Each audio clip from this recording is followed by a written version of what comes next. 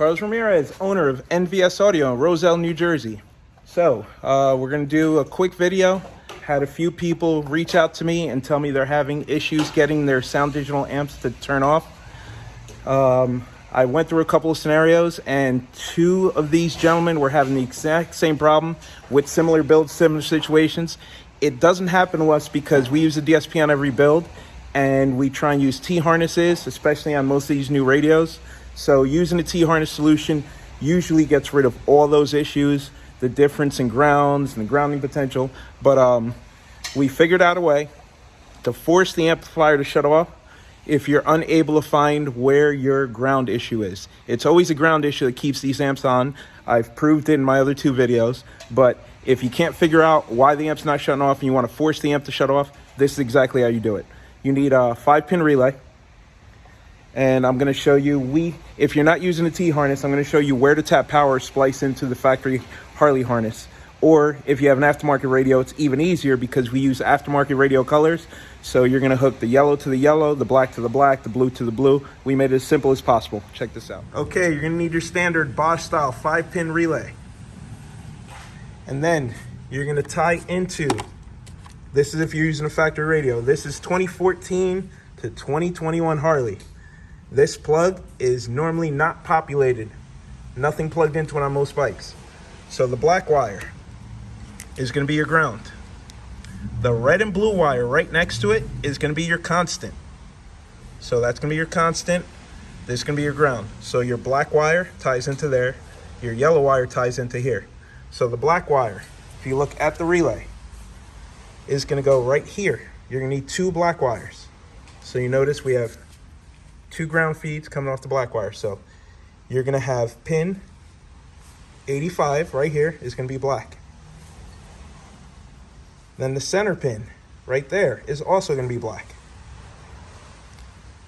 Then your 12-volt supply, your constant wire, your yellow wire, is going to go here to pin 87.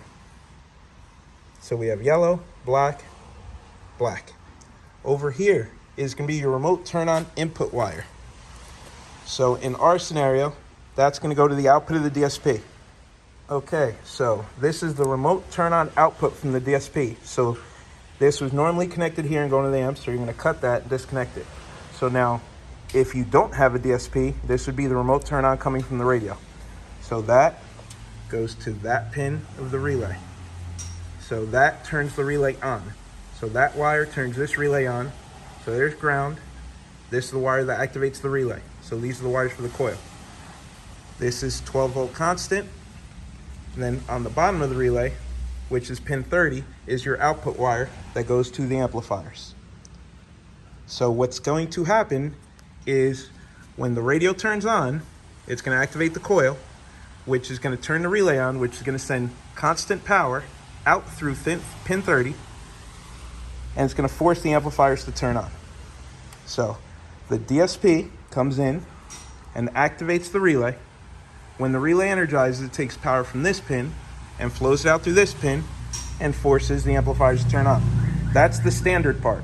Every amplifier turn on relay is done the same way. This part, this middle pin right there, is the difference. That is pin 87A.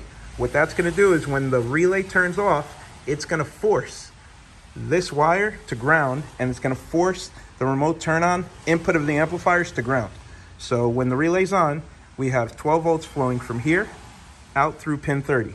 When the relay shuts off, it's going to flow ground through here out through pin 30, and it's going to force the amplifiers to stay off.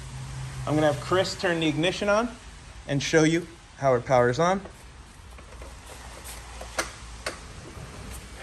So ignition's on, DSP just powered up, amplifiers just powered up.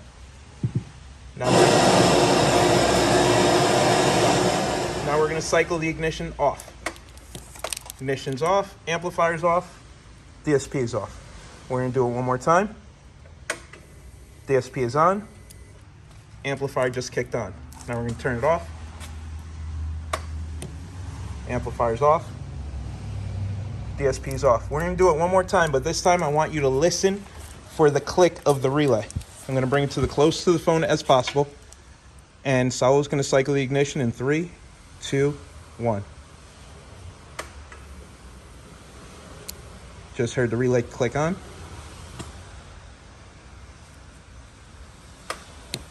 Relay just clicked off.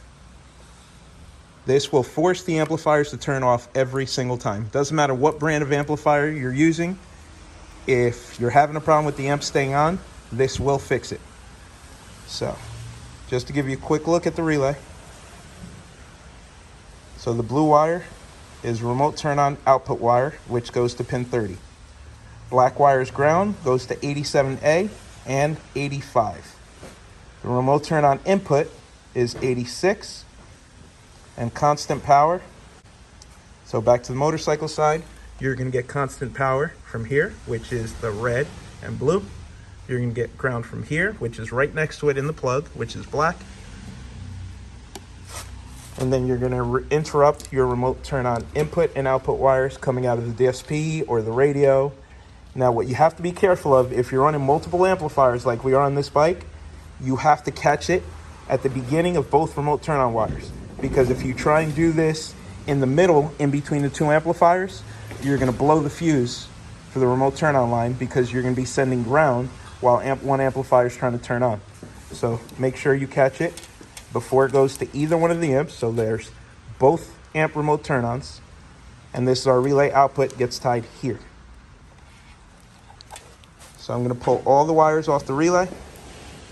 Chris, pull all the wires off the relay. And we're going to put them back on in order, one at a time. We have the red, which is remote turn on input on pin 85. So now we're going to put the black on pin 87A, which is that middle one.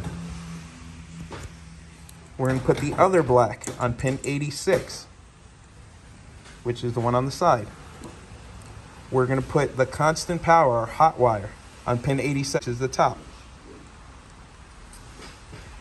And then our blue wire goes on the last pin, which is pin 30. Carlos Ramirez, owner of NVS Audio in Roselle, New Jersey. We're working on Mike's Yukon Denali, and the problem that I've seen a couple of times on the forums and people email me about, ask me about, has finally happened. So with the Sound Digital Evo X's, the 800.4 especially, there's issues with the amplifier not turning off. Every single amp we've gotten through the door, we've been able to make turn off by fixing the ground or making sure that the amplifier and the radio and the DSP had the same ground, by making sure that there was no energy bleeding through the RCA, kicking on the automatic turn-on circuit. So in Mike's truck, we finally came across the problem where, after verifying the grounds and checking everything, the amplifier still does not shut off. So I was finally able, I was waiting for this to happen. It just hasn't happened to us. After what feels about 1,000 amplifier installs, we finally got one that doesn't shut off. So normally we just swap it out for another one, but I took some time to actually figure it out, and I figured out how to force the amplifier to shut off. We wouldn't normally just swap the amp out, but A, we fixed the problem. We came up with a fix, and B, Mike supplied the amplifier. It's not one of our amplifiers.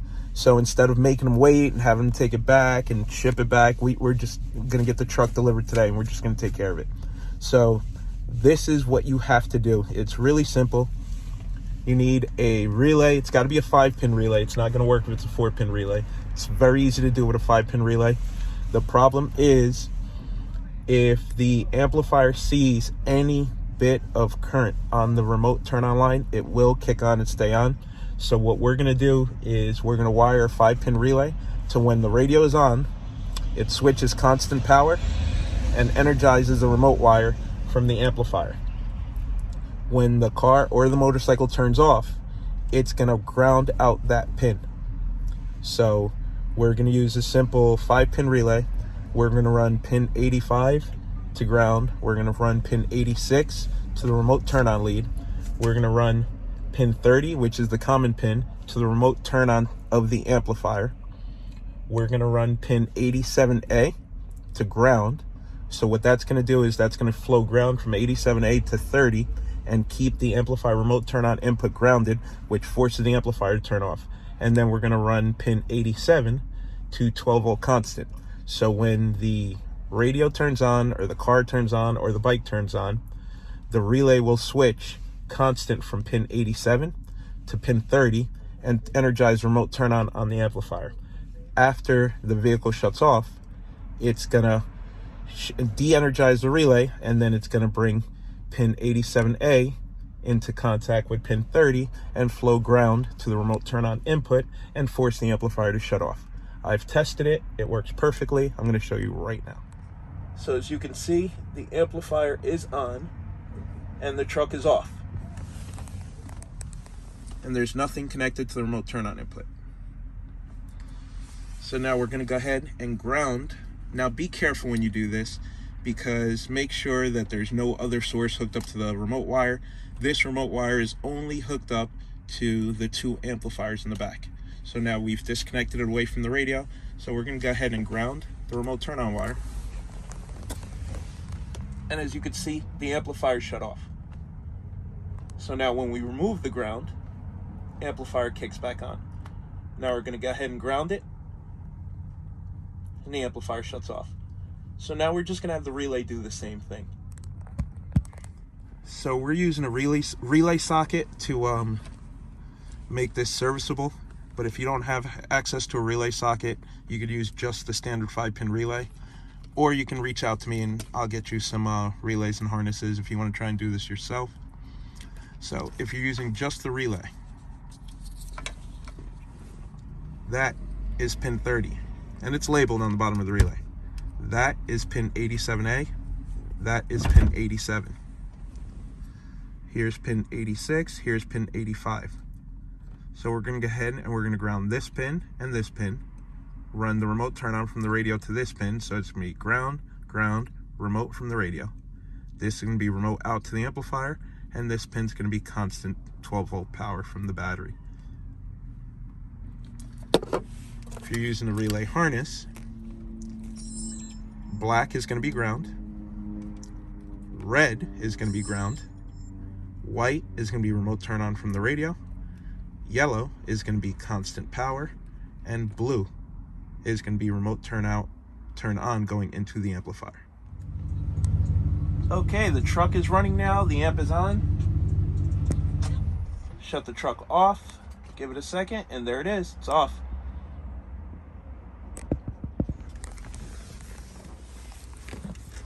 Very simple setup.